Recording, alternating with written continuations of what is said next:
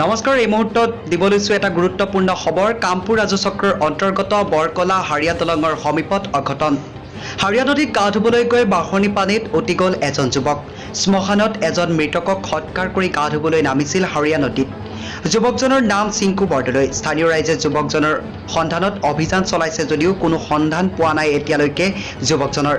পুনৰ জনাব বিচাৰিছো কামপুৰ ৰাজচক্ৰৰ অন্তৰ্গত বৰকলা হাৰিয়া দলঙৰ সমীপত অঘটন হাৰিয়া নদীত গা ধুবলৈ গৈ বাঢ়নী পানীত উটি গ'ল এজন যুৱক শ্মশানত এজন মৃতকক হত্যা কৰি গা ধুবলৈ নামিছিল হাৰিয়া নদীত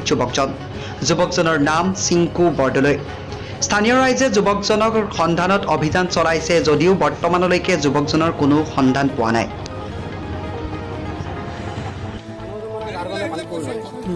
এটা মানে মানুহজন এইখিনিতে আছে তোক মাৰি আছে পোৱা দেখিলে কি নাম দেখালে কিবা